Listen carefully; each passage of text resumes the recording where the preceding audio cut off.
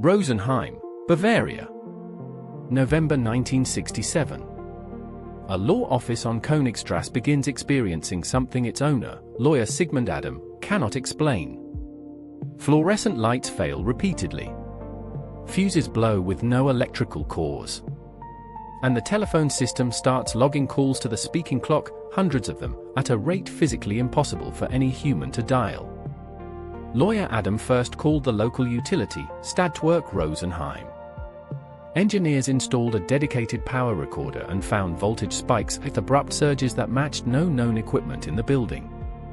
They replaced fuses, checked wiring, found nothing faulty. The spikes kept coming. At one point, all four office phones rang simultaneously with no incoming call registered at the exchange. The post office, responsible for telephone infrastructure, sent its own technicians. They installed a meter to record every outgoing call. What they found was strange. Calls to the speaking clock were logging at a rate of up to 6 per minute. The speaking clock number itself takes at least 17 seconds to complete a single call. The math simply did not work. By December 1967, staff had noticed something else. The activity intensified when one particular employee was present, 19-year-old secretary Anne-Marie Schaberl. When she walked down the hallway, ceiling lamps swung behind her in sequence. Drawers slid open as she passed. A filing cabinet moved away from the wall. Other employees watched this happen more than once. Physicist F. Kolger and colleague G. Zicha from the Max Planck Institute arrived in December to investigate. They brought sensitive instruments and spent several weeks on site. They personally witnessed the light fixtures swinging. They recorded the voltage spikes on their own equipment. Kolger later stated the phenomena could not be attributed to any technical explanation they could identify. Parapsychologist Hans Bender of the University of Freiburg then joined the investigation.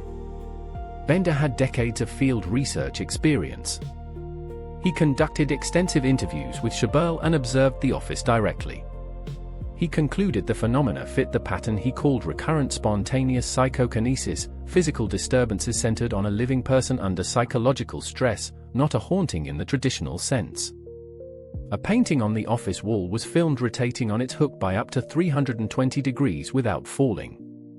The film footage, taken by investigators, was analyzed and showed no visible string or mechanism. In January 1968, Anne-Marie Schaberl left her position at the office. According to the documented record, the phenomena stopped almost immediately after her departure. The Rosenheim case was unusual in that it drew investigators from mainstream science, not just paranormal researchers. The Max Planck physicists ruled out vibration, electromagnetic interference, and deliberate fraud.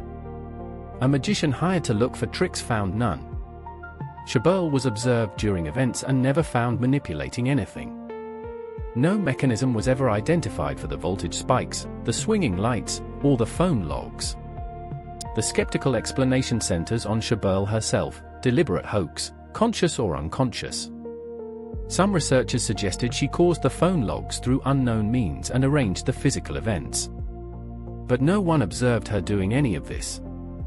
Kolger and Zicha witnessed the light swing when she was not near them.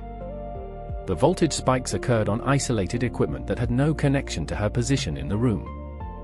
The Rosenheim case is notable precisely because of who investigated it and what they concluded, or couldn't conclude. Trained physicists, on site, with instruments, watching things happen they could not explain. Anne-Marie Schaberl later married, and by most accounts the phenomena never followed her.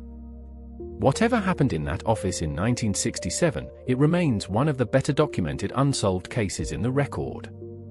So what do you think? Is there a rational explanation, or is something else going on? Drop a comment below, and if you've had an encounter of your own, we want to hear about it.